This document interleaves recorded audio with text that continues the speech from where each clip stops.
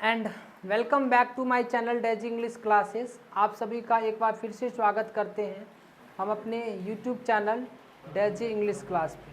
ठीक है,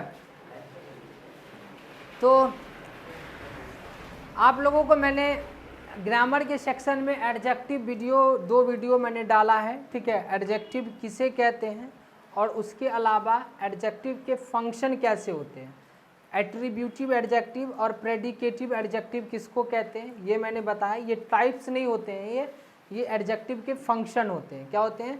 फंक्शन होते हैं।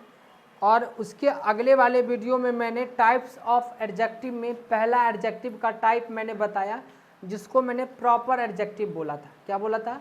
प्रॉपर एडजेक्टिव क्या होता है, इसके बारे में भी मैंने आप लोगों के साथ चर्चा की थी।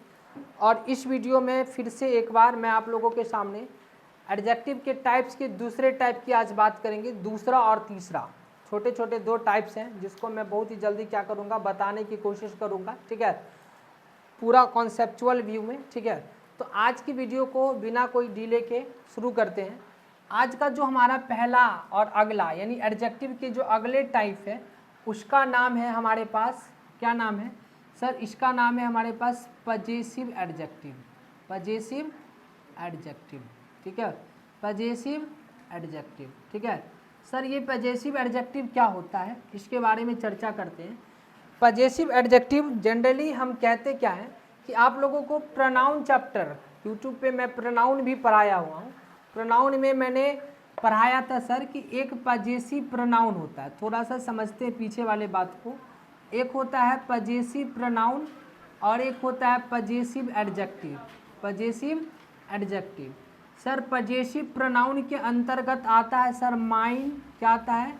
माइन, आवर्स, योर्स, है ना, हिज, हर्स, हर्स, इट्स, और उसके बाद सर दियर्स, है ना। ये सब हमारे पास पजेसिव प्रोनाउन है। और सर पजेसिव एडजेक्टिव में होता है हमारे पास माई, ठीक है सर, उसके बाद आवर, योर, है ना, उसके बाद सर हिज, उसके बाद सर हर, उसके बाद सर इट को लिख भी सकते हैं, नहीं भी लिखिए, इट को इट ही रहने दीजिए, कोई दिक्कत नहीं है। और इसके बाद दियर।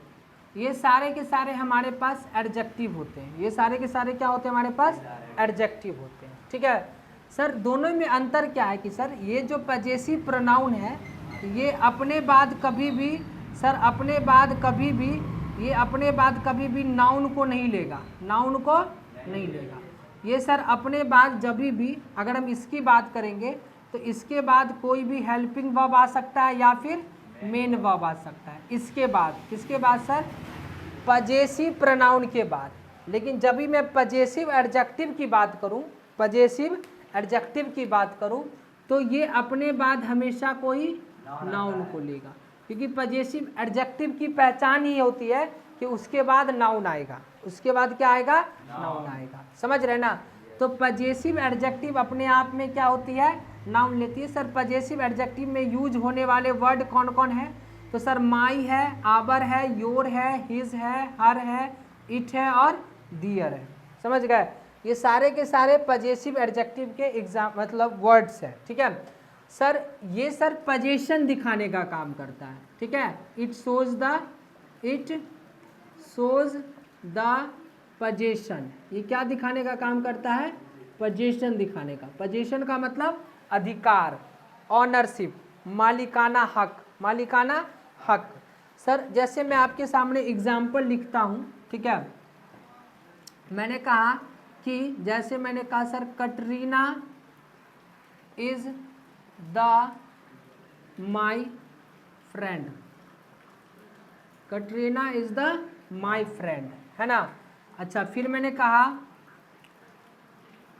I will not give you,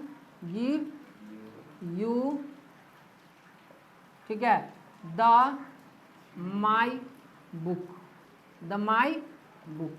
समझ गए? फिर मैंने कहा आपके सामने the my pencil is red, है ना। फिर मैंने कहा इसी तरीके से मैंने कहा I am the his friend, his friend. Sir देखिए मैं आपके सामने 4 एग्जाम्पल आपके सामने लिखा हूँ समझने के लिए। सर देखिए Katrina is the my friend. Sir एक बात मैं आपको समझाना चाहता हूँ, 1 मिनट, उसी चीज़ को मैं अभी डिफाइन करने वाला हूँ, ठीक है। सर ये इस तरीके से क्वेश्चन जो है ना आपको कॉम्पिटिटिव एग्जाम में आएगा, ठीक है। ये जानबूझ करके आर्टिकल को घुसा के देगा और आपसे पूछेगा कि कौन से पार्ट में गलती है। लेकिन जब हम पढ़ते समय फ्लो में पढ़ जाते हैं, फ्लो में पढ़ते निकल जाओगे तो आपको समझ में नहीं आएगा, समझ में नहीं आएगा कि एरर्स कहाँ पे है, एरर्स कहाँ पे है।